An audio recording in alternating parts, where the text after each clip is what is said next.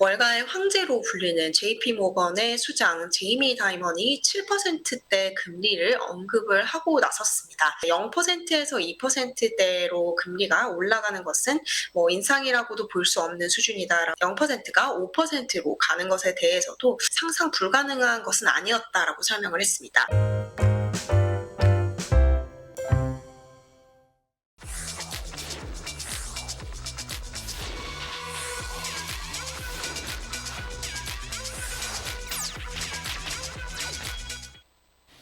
네, 임하람 뉴욕 특파원 연결해 보겠습니다. 나와 계시죠? 안녕하십니까? 네, 안녕하세요. 이마람 특파원입니다. 네, 오늘 지수 마감 상황부터 짚어보겠습니다. 네, 오늘 미국 현지 시간으로 9월 26일 화요일 거래입니다.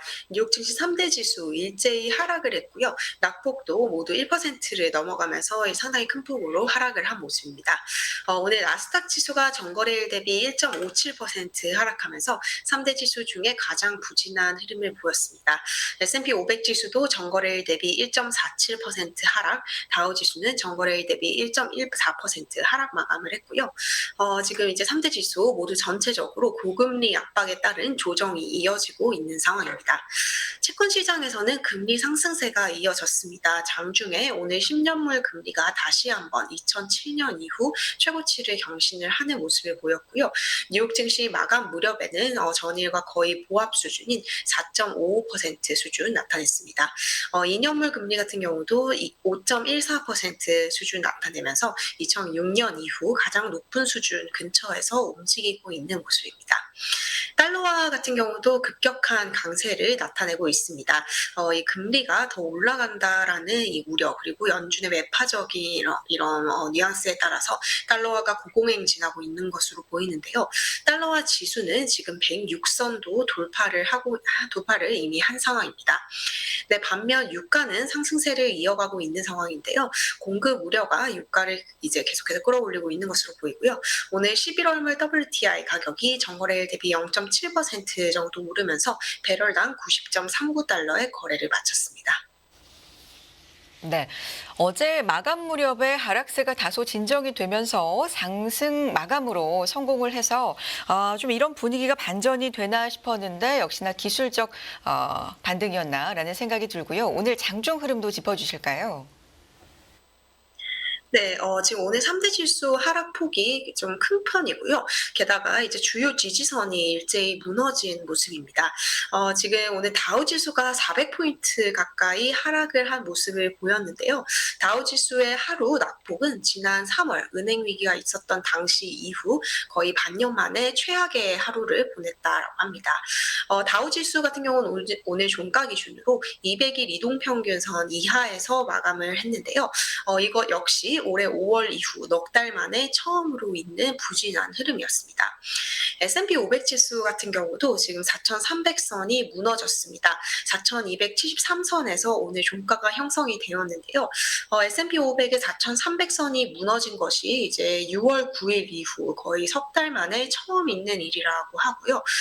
또 S&P 500 지수의 4,300선을 상당히 중요하게 봤던 이유가 이 선에서는 대체로 좀 저점 매수가 유입되는 레벨이었기 때문입니다. 하지만 그럼에도 불구하고 최근 주식시장 투심이 급격하게 안 좋아지면서 이 레벨에서조차도 사는 것보다 오히려 파는 심리가 우세한 상황으로 전해지고 있는 상태고요.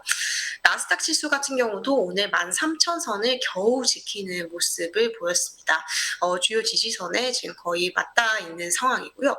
나스닥도 6월 이후 석 달 만에 가장 좋지 않은 레벨에서 이제 마감을 하게 됐습니다.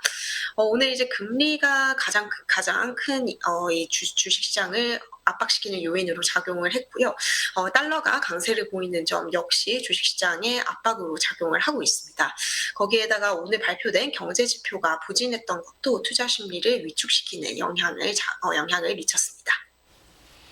네, 의미 있다고 생각한 레벨대들 다 밑으로 지금 움직이면서 이 투심의 악화가 언제까지 이어질지 어떤 반전 트리거가 있을 수 있을지 좀 시장이 기다리고 있는데요.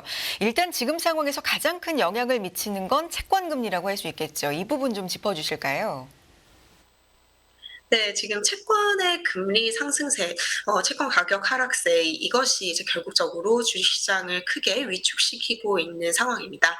전문가들 지금 최근 주식시장 약세, 채권 금리가 가장 큰 요인이다라고 설명을 하고 있는 상황이고요. 이 채권 금리 같은 경우는 이제 상단을 거의 뭐 다 가늠할 수도 없을 정도로 심상치 않은 상승세를 보이고 있습니다. 오늘 이제 마감 무렵에는 채권 금리가 전일과 거의 비슷한 수준을 보이기는 했지만 10년물 금리 같은 경우 2007년 이후 최고점을 오늘 장중에 다시 한번 돌파를 했습니다. 10년물 금리에서 좀 핵심 레벨이라고 볼 수 있는 4.5%도 이제 뚫려 있는 상황이고요. 10년물뿐만 아니라 이제 장기물 채권 금리까지 계속해서 수년 만에 최고치를 찍고 있는 상황입니다. 이제 오늘 미국 20년물 국채 수익률이 역대 최고치를 기록을 했는데요. 미국 2020년물 국채 금리가 4.87% 정도까지 장중에 고점을 높이면서 20년물이 나온 이후 역대 가장 높은 수준으로 올랐습니다. 20년물 채권 같은 경우는 2020년 처음으로 채권 시장에서 거래가 되기 시작을 했는데요. 가장 이제 좀 높은 수준으로 2020년 이후 가장 높은 수준으로 튀어 올랐고요. 30년물 금리 역시 4.7%로 오르면서 2011년 이후 최고치를 나타내고 있습니다.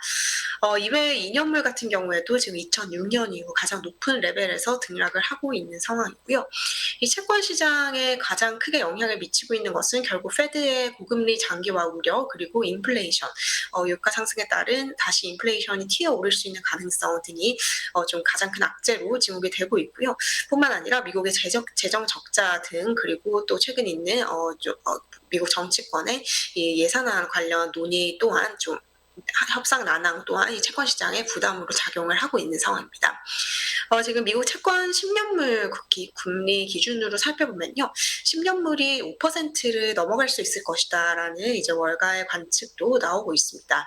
4.5%를 넘어섰기 때문에 이 레벨이 깨졌기 때문에 결국 4.75% 그리고 5%까지 이 금리가 점점 더 높아질 것이다라는 주장이 나오고 있는 상황인데요. MUFG에서 이런 분석을 내놨습니다.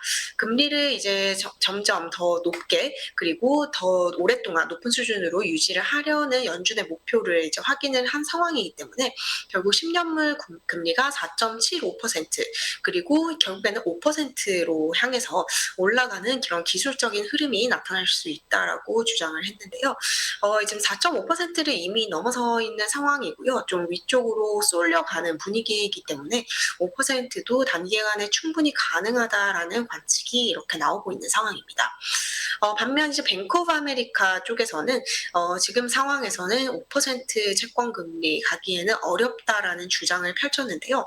금리가 이제 5%까지 가려면 경제가 매우 좋아야 할 것이다라고 뱅크 오브 아메리카는 주장을 했습니다. 지금 현재 금융시장이 프라이싱하고 있는 미국 경제 전망은 연착륙이고요. 연착륙도 무조건 보장이 된 것이 아니라 이제 운이 좋다면 이제 모든 게 좀 잘 풀린다면 연착륙을 할 수 있을 것이다. 이것이 지금 전체적인 시장의 컨센서스입니다. 그렇기 때문에 이렇게 연착륙을 반영한 이런 상황에서는 5%는 좀 말이 안 된다라는 주장을 뱅크 오브 아메리카에서 했고요. 결국 이제 일시적으로 금리가 튀어오른 것이기 때문에 지금과 같은 전망치 하에서는 10년물 금리가 결국 4%대로 회귀를 할 것이다라는 주장을 펼쳤습니다. 이제 채권 금리가 오르면서 주요 채권 ETF의 가격은 굉장히 좀 급락을 하고 있는 상황입니다. 지금 뉴욕 증시에서 거래되고 있는 주요 채권 ETF들의 이제 수익률이 상당히 좋지 않은 수준으로 나타나고 있는 상황이고요. 이 iShares 20년 이상 만기되는 국채 ETF를 모으는 TLT 티커명 ETF 같은 경우는 지금 2011년 2월 이후 가장 낮은 수준을 기록을 하고 있는 상황이고요. 올해 들어 펀드 가격이 지금 10% 이상 하락한 모습입니다. 다른 ETF, 채권 관련 ETF들도 거의 이제 2008년 그리고 2010년 이후 최악의 수준을 나타내고 있습니다. 네. 이런가 하면 월가 황제라고 불리는 제이미 다이먼 JP모건 회장이 7%대 금리를 언급했습니다. 꾸준히 기준금리 인상 쪽을 주장한 인물이지만 7%대 언급은 처음 아닌가요? 어떤 내용인가요? 네. 오늘 이제 투자 심리를 결정적으로 냉각시켰던 요인으로 볼 수 있을 것 같은데요. 월가의 황제로 불리는 JP 모건의 수장 제이미 다이먼이 7%대 금리를 언급을 하고 나섰습니다. 지금 이제 채권 금리가 7%까지 오를 가능성, 그리고 이 기준금리가 7%까지 오를 가능성에 대해서는 사실 이제 시장이 크게 대비를 하고 있지 않은 상황이었는데요. 월가의 황제로 불리는 다이먼이 7%대 금리를 언급을 하면서 최악의 상황까지 지금 금융시장은 대비를 시작하고 있는 분위기인 것 같습니다. 다이먼 이 CEO는 타임스 오브 인디아와라는 매체와 인터뷰를 통해서 이런 입장을 전했는데요. 이제 금리가 7%까지 올라가는 것에 대해서 세상은 아직까지 준비가 되어 있지 않은 것으로 보인다라는 이런 설명을 다이먼 CEO가 했습니다. 이제 그 금리가 굉장히 낮았었는데 지금 5%대까지 올라온 상태죠.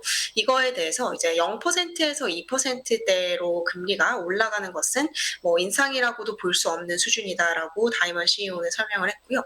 또 0%가 5%로 가는 것에 대해서도 이제 여전히 이제 많은 사람들이 방심을 하기는 했지만 가능성의 영역에서 제외는 하지 않았다. 다시 말해서 5%로 올라가는 금리가 상상 불가능한 것은 아니었다라고 설명을 했습니다.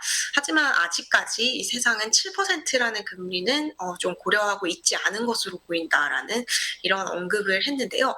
만약에 금리가 현재 레벨인 5%대에서 7%대로 오른다면 굉장히 큰 고통이 경제에 있을 것이다라는 주장을 했습니다.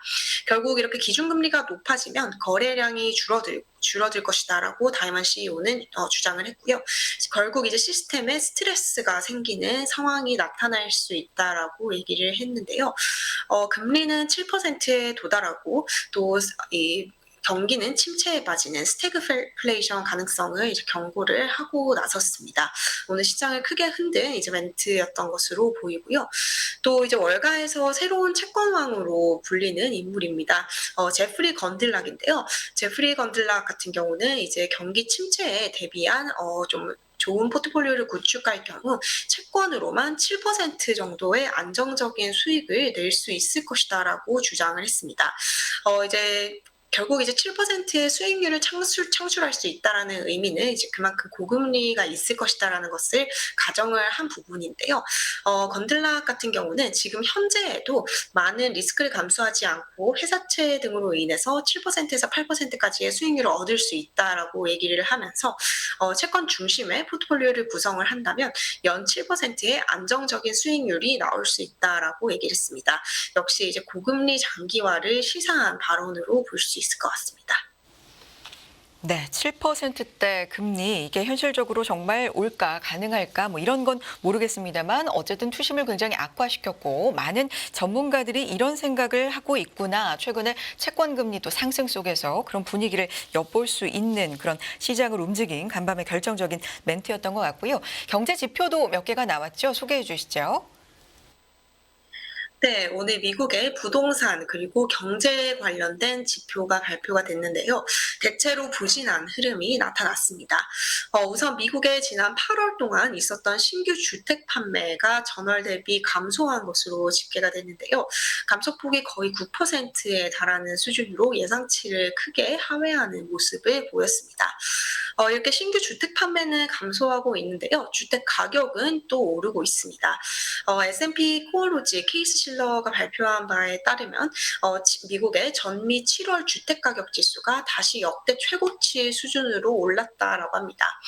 미국의 주택가격 같은 경우는 이제 작년 6월에 정점을 찍었었고요. 6월부터 올해 1월까지 살짝 하락하는 모습을 보였었습니다. 그리고 1월부터 다시 이제 위로 올라오고 있는 상황인데요. 7월 기준으로 다시 이 지수가 작년 6월의 고점조차 넘어선 상황이다라고 S&P 케이스 실러는 설명을 했습니다. 반면 이제 미국 소비자들의 경제에 대한 전망은 더욱더 악화하고 있는 것으로 보이는데요. 미국 컨퍼런스 보드가 발표한 미국의 소비자 신뢰 지수 103으로 집계가 되면서 넉 달 만에 가장 낮은 수준으로 집계가 됐습니다. 저널치라든지 월스트리트 저널의 전문가 예상치 모두 하회를 하는 모습을 보였고요. 특히 경기에 대한 기대 지수가 73.7로 집계가 되었는데요. 이 기대 지수 같은 경우는 80일 밑돌 경우 1년 안에 경기 침체가 올 수 있다라는 의미를 상정하고 있습니다. 자, 그리고 연준 위원들도 계속해서 발언을 쏟아내고 있는데요. 어떤 얘기들 누가 했습니까? 네, 이제 페드 FOMC가 끝나고 다양한 연준 인사들이 발언을 내놓고 있는데요. 연준 위원들의 발언은 살짝 매파적인 쪽으로 치우쳐 있는 것 같습니다. 이제 최근 보스턴 연은 총재 그리고 샌프란시스코 연은 총재가 매파적인 발언을 했었고요. 오늘 또 미니애폴리스 연은 총재가 추가 금리 인상을 시사하는 발언을 내놨습니다. 미니애폴리스 닐 카시카리 총재인데요. 이제 이런 설명을 했습니다. 금리를 이제 의미 있는 수준으로 인상할 가능성이 40%, 그리고 금리를 이제 예상 가능한 수준 정도로 올려서 유지를 하는 가능성이 60%다라고 얘기를 했는데요. 풀어서 얘기를 하면 이제 의미 있는 수준으로 금리를 인상을 한다라는 것은 우리가 지금 예상하고 있는 연내 1회 추가 인상을 넘어서는 이제 1회 이상의 금리 인상을 단행할 가능성이 40% 정도고, 예상을 하고 있는 레벨인 한 번 정도 금리를 25bp 인상하고 그것을 오래 유지할 가능성이 60% 정도가 된다라고 주장을 했습니다. 결국 이제 어떤 경우든 추가 인상은 있다라는 점을 이제 시사한 셈으로 보이고요. 뿐만 아니라 이제 미국 경제가 연착륙을 할 수 있을 가능성을 60%, 그리고 연착륙을 하지 못할 가능성을 40% 정도가 된다라고 평가를 했습니다. 지금 이제 인플레이션이 좀 최근에 많이 내려간 점, 그리고 노동시장은 여전히 상당한 진전이 있다라고 주장을 했는데요. 그럼에도 불구하고 이제 인플레이션이 3% 부근에서 끈질긴 수준을 유지할 가능성 또한 있다라고 카시카리 총재는 이제 평가를 했습니다. 네. 연준 위원들의 발언 살펴봤고요. 마지막으로 특징적인 흐름 보였던 종목과 섹터 흐름 짚어주시죠. 네, 오늘 3대 지수 모두 하락을 했기 때문에 S&P 500을 구성하고 있는 전 섹터가 하락을 했습니다. 특히 이제 통신과 정보 부분에서 이제 하락세가 주도적으로 이제 발생이 했는데요. 오늘 빅테크 종목들도 일제히 좀 하락하는 모습을 나타냈습니다. 특히 오늘 아마존이 가장 큰 폭으로 매그니피센트 7 종목 중에서 내렸는데요. 4% 이상 밀렸습니다. 아마존에는 오늘 FTC가 반독점 소송을 제기했다라는 악재가 전해지면서 주가가 큰 폭으로 하락하는 모습을 보였고요. 애플이 오늘 2.3%, 그리고 구글이 1.9%, 마이크로소프트 1.7%, 테슬라가 1.16% 하락 마감을 했습니다. 테슬라 같은 경우는 유럽 연합이 시행을 할 것으로 예상되어 있는 중국산 전기차 반보조금 조사에서 테슬라도 예외가 되지 않을 것이다라는 보도가 나오면서 주가가 하방 압력을 받았습니다. 이번 주에 실적을 발표하는 기업 중에 나이키가 있고요. 마이크론이 있습니다. 특히 마이크론 같은 경우 이번 주 실적을 발표하기 앞두고 시장에서 긍정적인 평가가 좀 나오고 있는 상황인데요. 그럼에도 불구하고 마이크론 주가 오늘 1% 가까이 하락하는 모습을 나타냈습니다. JP모건이 오늘 1% 이상 밀렸고요. 뱅크 오브 아메리카도 1.5% 이상 밀리는 모습을 보였습니다. 다이먼 CEO의 발언에 따라서 전체적으로 금융주가 훼손을 입은 것으로 보이고요. 웰스파고 역시 2% 이상 주가가 하락하는 모습을 나타냈습니다.